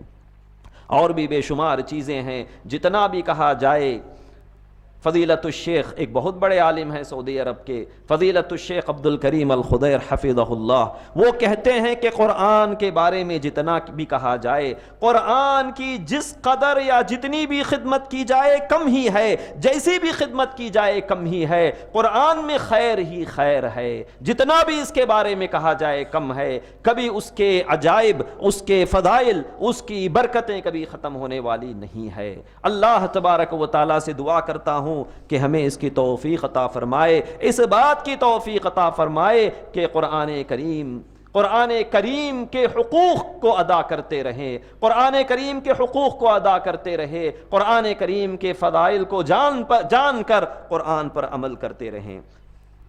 تو اب چلیے خصوصیت کے ساتھ، جبکہ اہل قرآن اور حفاظ قرآن کے تعلق سے، ان کی فضیلت کے تعلق سے چند باتیں یہاں پر بتا چکا ہوں، تو جو باقی وقت ہے اس میں کوشش یہ کرتا ہوں کہ اہل علم نے جو ہدایتیں کی ہے، حافظ قرآن کو جو ہدایتیں کی ہے، تو وہی ساری ہدایتیں جو اہل علم سے میں نے نقل کی ہے آپ لوگوں کے سامنے بیان کرنے کی کوشش کرتا ہوں۔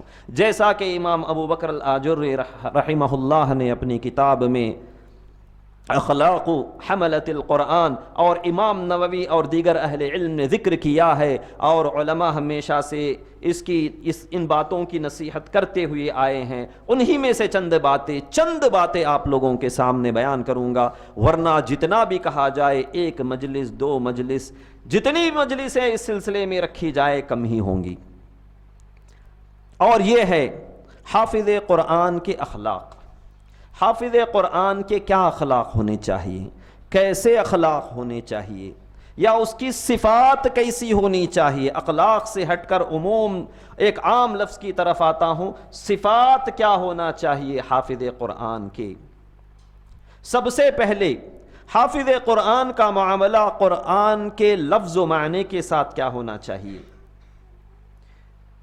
پہلا حصہ یہ ہے، حافظ قرآن کا معاملہ قرآن کے لفظ اور قرآن کے معنی کے ساتھ کیا ہونا چاہیے۔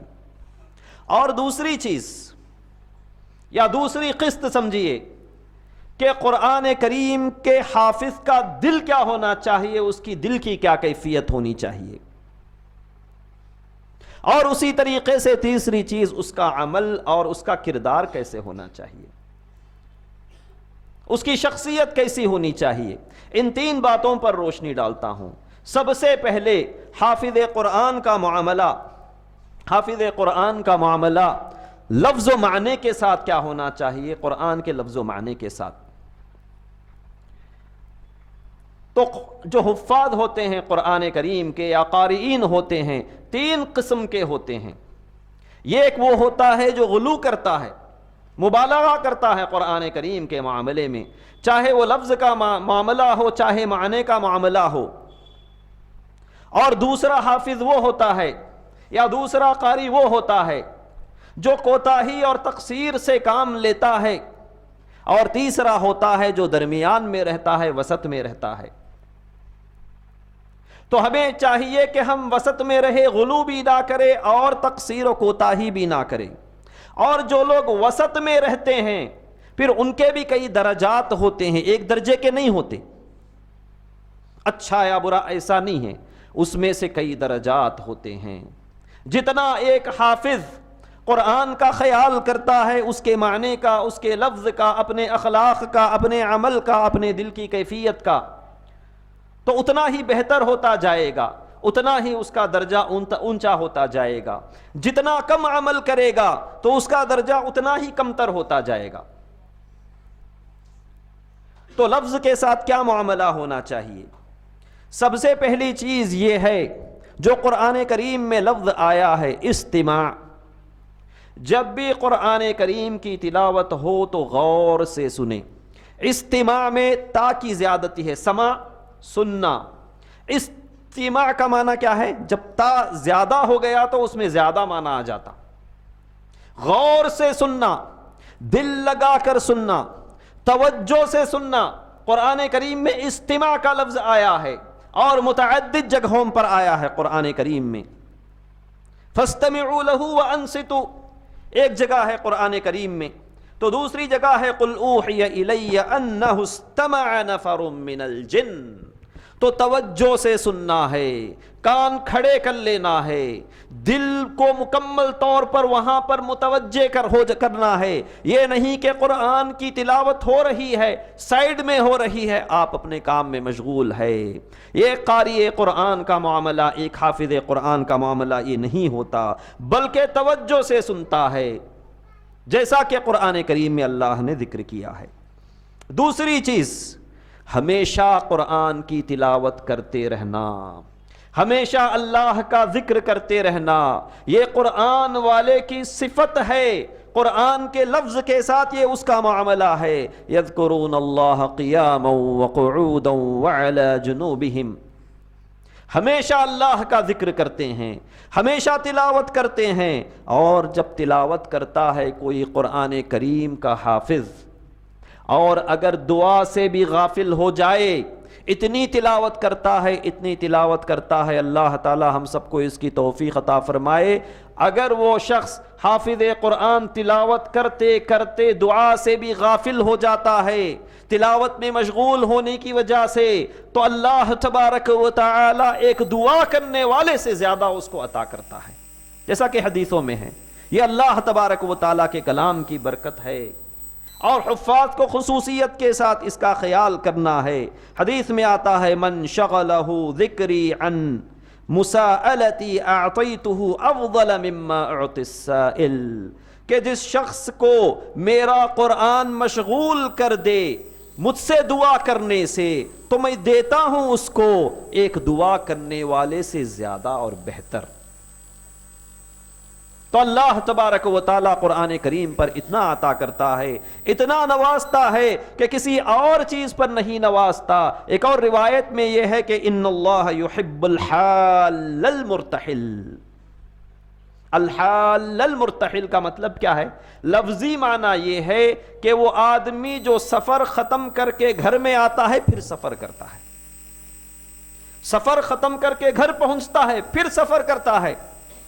تو اس کا معنی صحابہ کرام رضوان اللہ علیہم اجمعین نے بتایا ہے کہ اس کا معنی یہ ہے کہ قرآن ختم کرتا ہے پھر شروع کرتا ہے۔ ایسے بندے سے اللہ تبارک و تعالی محبت کرتا ہے۔ تو ایک حافظ کا معاملہ بھی یہی ہونا چاہیے، قرآن کو مکمل طور پر ختم کرتا ہے پھر شروع کرتا ہے، کبھی انقطاع نہیں، کبھی استحصار نہیں، مسلسل اس کی تلاوت جاری رہتی ہے۔ لیکن یہاں پر ایک بات کا خیال کرنا ہے، جیسا کہ بات گزر چکی ہے دو حدیثوں میں، کہ کبھی اس کو غلو نہیں کرنا ہے، تقصیر اور کوتاہی سے کام بھی نہیں لینا ہے۔ غلو کا مطلب یہ ہے کہ نبی صلی اللہ علیہ وسلم نے 3 دن سے کم میں قرآن کریم کو مکمل کرنے سے منع فرمایا ہے، 3 دن سے کم میں قرآن کریم کو ختم کرنے سے منع فرمایا ہے۔ یہ الگ بات ہے کہ اہل علم نے بات استثنائی صورتیں بیان کی ہے کہ مخصوص حالات میں، مخصوص احوال میں اور مخصوص اغراض کے لیے ایک رات میں بھی بعض اہل علم مکمل کیا کرتے تھے، تو مخصوص احوال میں، حالات میں، کیفیات میں زمین کے حساب سے اور زمان کے حساب سے فرق ہے۔ لیکن عمومی کلی طور پر یہ ہے کہ 3 دن سے پہلے مکمل نہیں کرنا ہے، اور یہ غلو ہے، یہ غلو ہے۔ اس کا نتیجہ برا بھی ہو سکتا ہے، جیسا کہ صحابہ نے بھی بیان کیا ہے اور اہل علم نے بھی بیان کیا ہے۔ تو دوسری طرف حافظ کا یہ معاملہ ہونا چاہیے کہ ہر 40 دن میں کم از کم 1 مرتبہ قرآن کریم کو مکمل کرے، ہر 40 دن میں 1 مرتبہ قرآن کریم کو مکمل کرے۔ صرف حافظ ہی نہیں، غیر حافظ کے لیے بھی یہ مستحب اور مندوب چیز ہے، اور اگر ختم نہیں کرتا ہے تو یہ بڑی ہی کراہت والی چیز ہے حافظ کے لیے کہ 40 دن میں 1 قرآن کو مکمل نہ کرے۔ تو یہاں پر تقصیر بھی نہیں ہونا چاہیے اور غلو بھی نہیں ہونا چاہیے، وسط یہ ہے لفظ کے معاملے میں کہ ہمیشہ اس کا خیال کیا جائے، اور اسی طریقے سے جب تلاوت کرے تو اسی طرح تلاوت کرے جس طرح نبی صلی اللہ علیہ وسلم تلاوت کیا کرتے تھے، غضًا طريًّا، اور نبی صلی اللہ علیہ وسلم سکھایا کرتے تھے صحابہ کو، اور صحابہ اپنے بعد والوں کو سکھایا کرتے تھے۔ تو حدیثوں میں آتا ہے ابو عبد الرحمن السلمی رحمہ اللہ، جو کہ ایک جلیل القدر صحابی کے فرزند ہے، صحابہ کے فرزندوں میں شمار ہوتے ہیں، وہ کہتے ہیں حدثنا الذی كانوا یقرؤوننا القرآن من اصحاب النبی.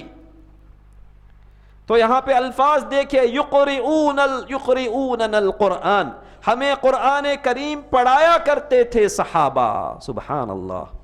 یعنی یہ مشافہتاً، زبانی قرآن کریم جو ہے اپنے اساتذہ سے حاصل کرنا ہے، مشافہتاً حاصل کرنا ہے، زبانی حاصل کرنا ہے. نبی نے صحابہ کو سکھایا، صحابہ نے تابعین کو پڑھایا، تابعین نے تبع تابعین تک، اور آج تک یہ سلسلہ چل رہا ہے. جس طرح چل رہا ہے اسی طرح اس کو چلانا چاہیے. جس طرح تلاوت ہوتی تھی نبی علیہ الصلاۃ والسلام کے زمانے میں، ویسی ہی ہمیں تلاوت کرنا ہے، کوئی بھی اس میں مبالغہ بھی نہ ہو، اور اسی طرح اس میں بھی جو ہے کوتاہی سے کام نہیں لینا چاہیے. تو جب ہم لفظ کی بات کرتے ہیں تو اس میں دو چیزیں داخل ہوتی ہے. پہلی چیز یہ ہے کہ ہر حرف کا مخرج صحیح ہونا چاہیے. جو واجبی دو چیزیں ہیں وہ بتاتا ہوں، پھر مستحب اور مندوب چیز بتاتا ہوں. واجب یہ ہے کہ جب بھی ہم قرآن کریم کی تلاوت کریں تو اس کے لفظ کا حق ادا کیا جائے، اور لفظ کا حق یہ ہے کہ ہر حرف اس کے مخرج سے ادا ہو. یہ سارے لوگوں کے لیے ضروری ہے، صرف حفاظ کی بات نہیں ہو رہی ہے، ہر ایک مسلمان پر فرض ہے، ورنہ معنی بدل جائے گا، ورنہ معنی بدل جائے گا. آپ را کو را پڑھیں، ہا کو ہا پڑھیں، واد کو واد پڑھیں. اگر کچھ اور پڑھتے ہیں تو یہ لفظ کا حق ادا نہیں ہوا. خصوصیت کے ساتھ حفاظ کے لیے اور عمومی طور پہ سارے مسلمانوں کے لیے ہے. اور اسی طرح دوسری بات جس کا خیال رکھنا ہے، شکل بھی صحیح ہو. زیر کو زیر پڑھے، زبر کو زبر پڑھیں، سکون کو سکون پڑھے، تشدید کو تشدید پڑھے. اس میں بھی تبدیلی نہ ہو، ورنہ معنی بگڑ جائے گا، بہت بڑا لحن ہو جائے گا، غلطی ہو جائے گی. ان دو باتوں کا خیال کرنا ہر ایک کے لیے ضروری ہے. ابو بکر صدیق رضی اللہ عنہ کہتے ہیں ایھا المسلمون اعربوا القرآن. قرآن کو اعراب کے ساتھ، یہاں پر اعراب سے مراد زیر زبر پیش، ان چیزوں کا خیال کرتے ہوئے پڑھیں. یہ واجبی چیز ہے، ضروری چیز ہے. اور اگر کوئی استطاعت نہیں رکھتا ہے، اب سوال یہ اٹھائیں گے عام لوگ، ہم نہیں پڑھ سکتے، تو سیکھیے، کوشش کیجئے. اس کے باوجود بھی ممکن نہیں ہے، پھر بھی آپ پڑھتے ہیں، مشقت کے ساتھ پڑھتے ہیں، تو اللہ تعالیٰ آپ لوگوں کو اجر سے محروم نہیں کرے گا. لیکن جو ماہر ہوتا ہے اس کے لیے بڑا اونچا مقام ہے، مع السفرۃ الکرام البررہ. لیکن وہ آدمی جو ماہر نہیں ہے، پوری محنت کرتا ہے، پوری لگن جستجو کے ساتھ پڑھتا ہے، تو اس کے لیے نبی صلی اللہ علیہ وسلم نے کہا کہ فَلَهُ أَجْرَانِ، دو اجر ہے. ایک تلاوت کا اجر اس کو ملے گا، ایک جو مشقت کے ساتھ اس نے تکلیف کے ساتھ پڑھی ہے وہ بھی مشقت عطا کرے گا. قرآن خیر ہی خیر ہے میرے دینی بھائیوں. قرآن کو لازم پکڑیے، اپنے گھروں میں قرآن کا ماحول بنائیے. اور اسی طرح علم التجوید کا معاملہ. علم التجوید ایک توقیفی علم ہے، ایک مندوب اور مستحب چیز ہے. حافظ قرآن کو چاہیے کہ اس بات کا خیال کرے کہ جب قرآن کی تلاوت کرے تو تجوید کے ساتھ پڑھے، تجوید کی رعایت کریں، تجوید کی پوری رعایت کریں. اور جو تجوید کی رعایت نہیں کرتا تو اس کی بھی مذمت آئی ہے. لیکن غلو نہ کرے، کیونکہ قرآن کریم کی تلاوت ویسے ہونا چاہیے جیسا کہ نبی صلی اللہ علیہ وسلم کے زمانے میں ہوتا تھا.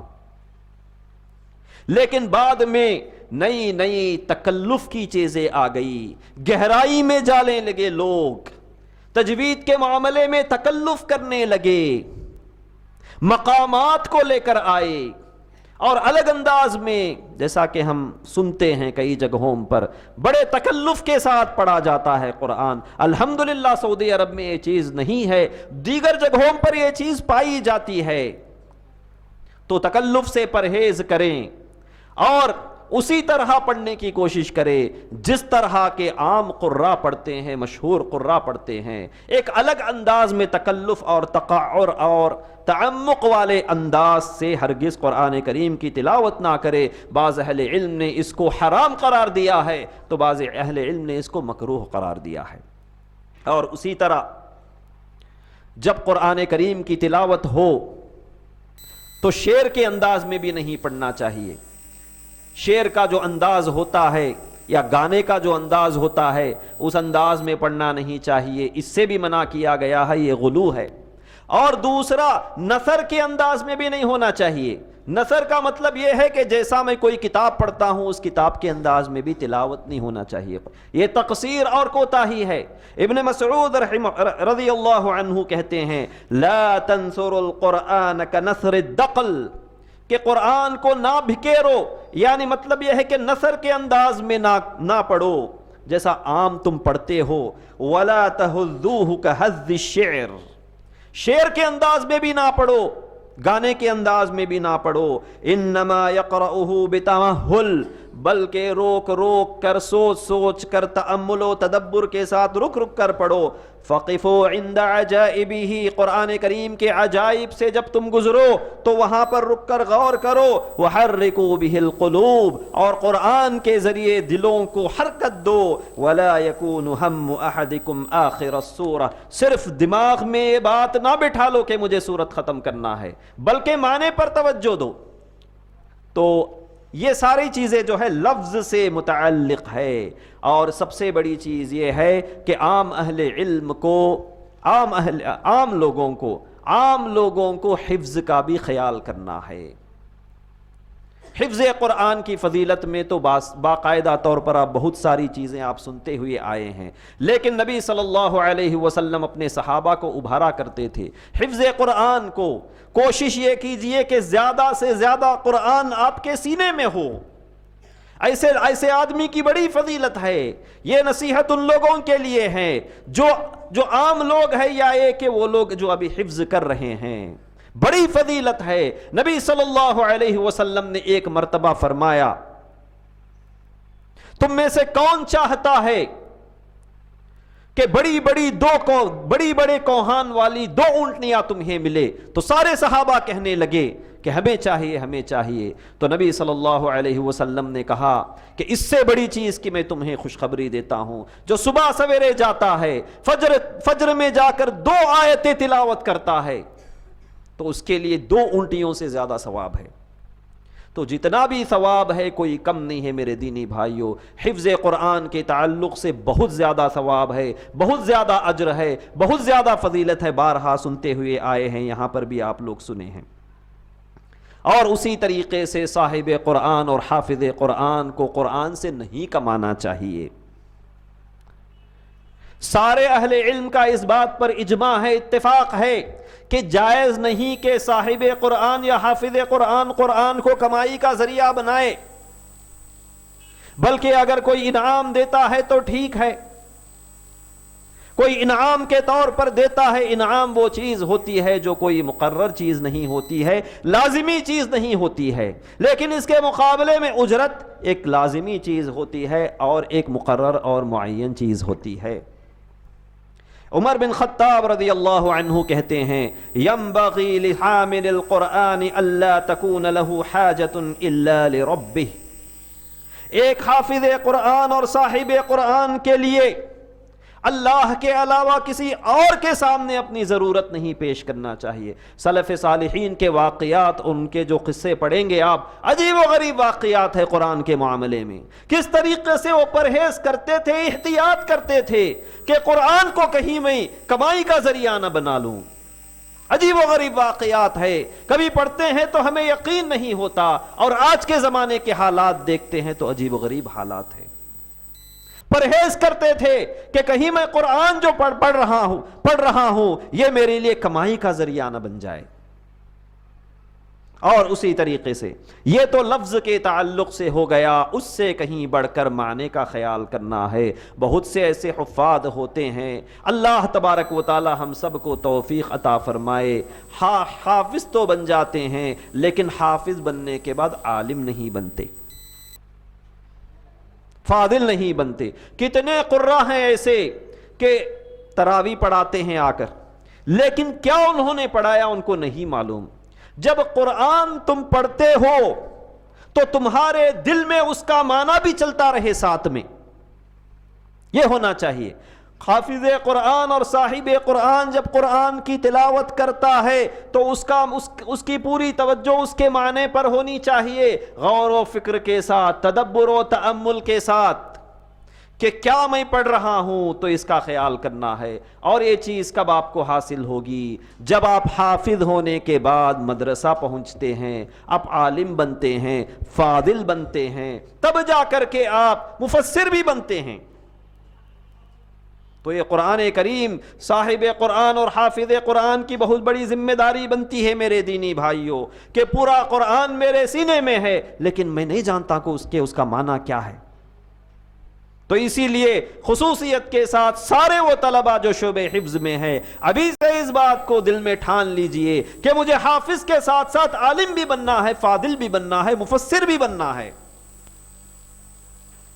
تو یہاں پر چند باتوں کی طرف توجہ دلاتا ہوں کہ قرآن کریم کا معنی سے مراد کیا ہے، کیا معنی جاننا ہے۔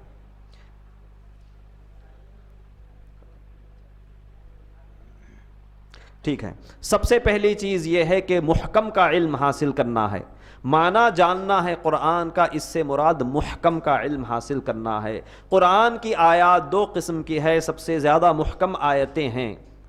تو محکم کیا ہے، اس سے مراد بعد میں جا کر دیکھیے۔ جب تک محکم کا علم نہ ہو تو اہل علم نے کہا ہے جس کے پاس محکم کا علم نہیں ہے، ایسا حافظ جس کے پاس محکم کا علم نہیں ہے تو وہ اسی گدھے کے مانند ہے جس پر کہ ساری کتابیں رکھ دی گئی ہے اور ان کتابوں میں کیا ہے اس کو معلوم ہی نہیں۔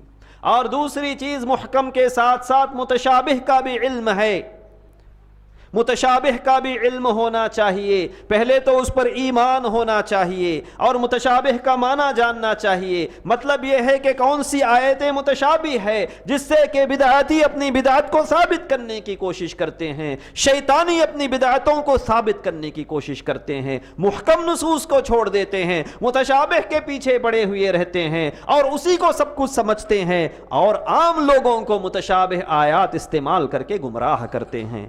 اور اسی طریقے سے قرآن کی تفسیر کے معاملے میں احتیاط کرنا چاہیے، ظن و گمان سے اور اپنی رائے سے تفسیر نہیں ہونی چاہیے، بلکہ جو منقول تفسیر ہے، ماثور تفسیر ہے، اس کا خیال کرنا ہے۔ یہ تیسری بات ہے، کیونکہ اپنی طرف سے تفسیر کرنا، ظن و گمان اور رائے اور عقل کی بنیاد پر تفسیر کرنا بڑی مذمت آئی ہے اس کی۔ جس طریقے سے نبی علیہ السلام پر کوئی جھوٹی حدیث گھڑتا ہے، اتنی سخت مذمت آئی ہے، تو بھلا بتائیے جو اللہ تبارک و تعالیٰ پر جھوٹ گھڑتا ہے کہ اس قرآن کی آیت سے اللہ کی یہ مراد ہے، نعوذ باللہ، اپنے ظن و گمان پر کہتا ہے کہ اس آیت سے یہ مراد ہے، اس آیت کا یہ معنی ہے، بہت بڑا الزام، بہت بڑا بہتان ہو جائے گا اللہ پر، اسی لیے احتیاط کرنا ہے۔ اور اسی طریقے سے قرآن کریم میں جھگڑنا نہیں ہے، مجادلہ نہیں کرنا ہے۔ علی رضی اللہ عنہ فرماتے ہیں، غور کیجئے ان الفاظ پر، من یقرأ القرآن ثلاثة اصناف، قرآن کی تلاوت کرنے والے تین قسم کے لوگ ہوتے ہیں۔ رجل یقرأہ للہ، ایک شخص ہے اللہ کے لیے تلاوت کرتا ہے، دوسرا شخص ہے یقرأہ للدنیا، دنیا کے لیے کرتا ہے، تیسرا وہ شخص ہوتا ہے یقرأہ لیجادل فیہ او یجادل بہ، کہ قرآن پڑھتا ہے قرآن میں جھگڑنے کے لیے، قرآن کو لے کر دوسروں سے جھگڑتا ہے، علماء سے، عام لوگوں سے جھگڑتا ہے۔ تو نیت صحیح ہونی چاہیے، نہ دنیاوی نیت ہو، نہ جھگڑنے کی نیت ہو، نہ دوسروں سے آگے بڑھنے کی نیت ہو، اخلاص ہونا چاہیے۔ یہ ہے اللہ تبارک و تعالیٰ کے لیے۔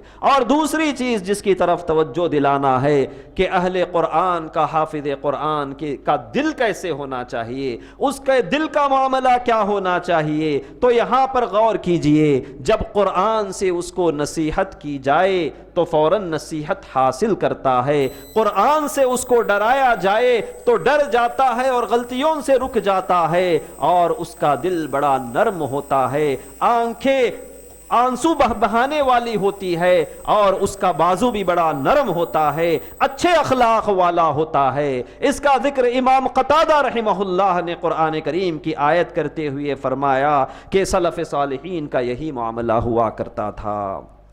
جب قرآن کی تلاوت ہوتی تو ان کی آنکھیں اشکبار ہو جاتی تھی، ان کا دل دہل جاتا تھا خوف سے۔ اور امام قتادہ رحمہ اللہ کہتے ہیں کہ غلو بھی نہیں کرنا ہے۔ بعض بدعتی ہوتے ہیں جو قرآن کریم کو سن کر چیخنے لگتے ہیں، پکارنے لگتے ہیں، واویلا کرنے لگتے ہیں، کوئی بے ہوش ہو جاتا ہے۔ یہ بدعتیوں کا معاملہ ہے جو شیطان کی طرف سے ہے، اللہ کی طرف سے نہیں ہے۔ اور ایک سب سے عظیم صفت جو کہ اہل علم نے جس کی طرف اشارہ کیا ہے وہ تواضع ہے، عاجزی اور انکساری ہے۔ کیونکہ جب قرآن کی تلاوت کرتے ہو تو تمہارے اوپر خشوع طاری ہونا چاہیے، اور دیگر لوگوں کے لیے، دیگر مسلمانوں کے لیے تمہارے لیے تواضع اور عاجزی و انکساری ہونا چاہیے۔ جب یہ صفت پائی جاتی ہے تو حقیقت میں تم نے قرآن کریم کا حق ادا کیا ہے۔ اور سب سے بڑی چیز اور آخری چیز یہ ہے کہ عمل کا معاملہ یہ ہے، نبی صلی اللہ علیہ وسلم کے اخلاق کے تعلق سے عائشہ رضی اللہ عنہا سے پوچھا گیا تو عائشہ رضی اللہ عنہا نے کہا کیا تم قرآن نہیں پڑھتے ہو؟ قرآن نہیں پڑھتے ہو؟ تو آگے والوں نے کہا کہ ہاں قرآن پڑھتا ہوں۔ کان خلقہ القرآن، آپ صلی اللہ علیہ وسلم کے اخلاق قرآن تھے۔ مطلب یہ ہے کہ ایک حافظ کے اخلاق وہی ہونا چاہیے جو نبی صلی اللہ علیہ وسلم کے اخلاق ہیں۔ ایک حافظ قرآن کو قرآن کا عملی نمونہ بننا ہے۔ اور سلف صالحین نے جب یتلونہ حق تلاوتہ کی تفسیر کی ہے تو وہاں پر یہ کہا ہے کہ جس چیز کی تم تلاوت کر رہے ہو، جس کلام کی تم تلاوت کر رہے ہو، اس پر تمہیں عمل کرنا ہے، یہی حق تلاوت ہے۔ تو قرآن کریم کا سب سے بڑا حق یہ ہے کہ اس پر عمل کیا جائے، اور سب سے پہلا عمل کرنے والا حافظ قرآن ہو۔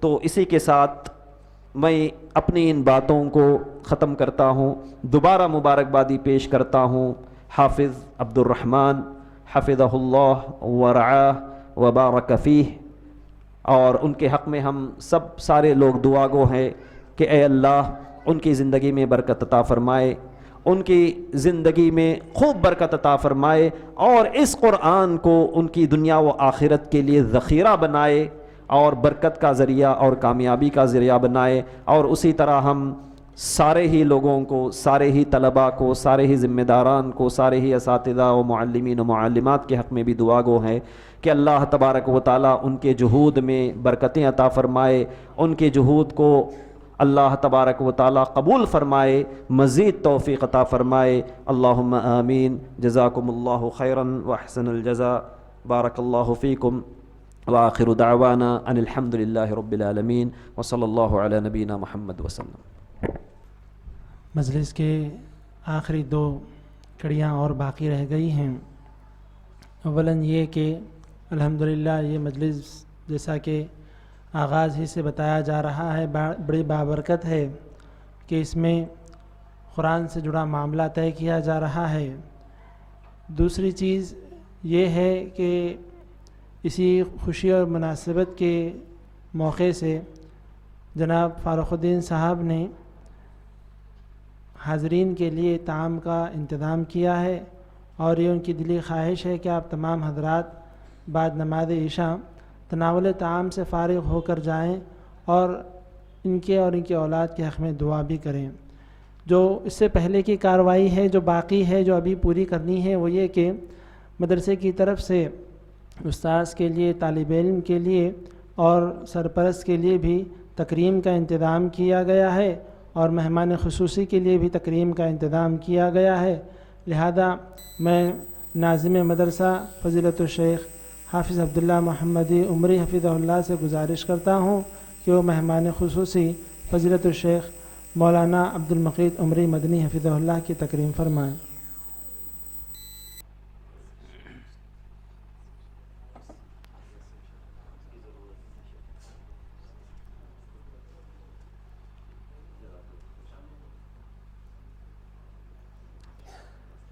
اسی طرح میں مہمان خصوصی فضیلت الشیخ عبدالمقید عمری مدنی حفظہ اللہ سے گزارش کرتا ہوں کہ وہ سرپرست جناب فاروق الدین صاحب جو عبدالرحمن کے والد صاحب ہیں ان کی شال پوشی فرمائیں۔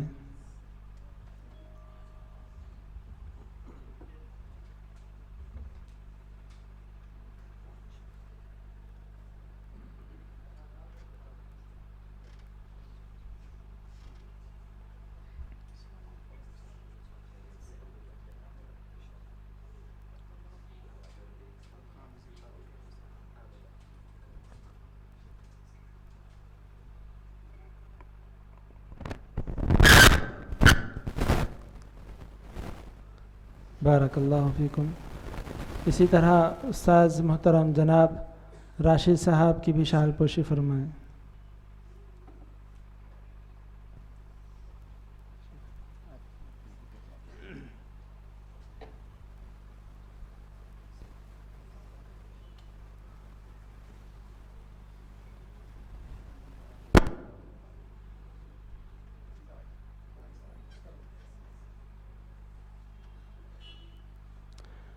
اسی طرح میں شیخ محترم سے گزارش کرتا ہوں کہ آج کے حافظ جناب حافظ عبدالرحمن کی بھی آپ جو ہے تکریم فرمائیں۔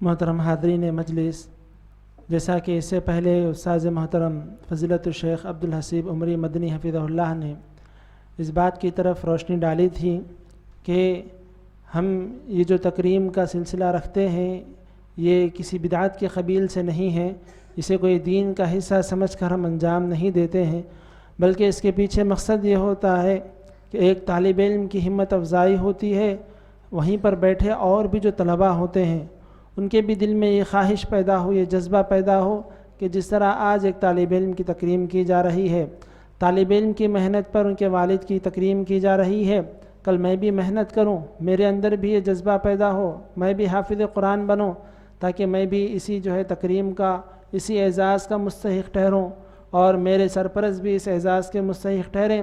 اس طرح سے ہم بچوں کی ہمت افزائی کی کوشش کرتے ہوئے اس طرح کے جو ہے پروگرام منعقد کرتے ہیں۔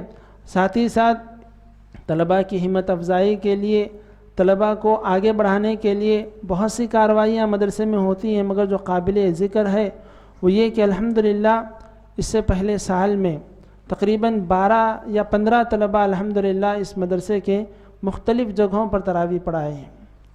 اس مرتبہ بھی الحمدللہ یہ کوشش کی جا رہی ہے کہ اس تعداد میں مزید اضافہ کیا جائے، اور الحمدللہ ہو بھی رہا ہے۔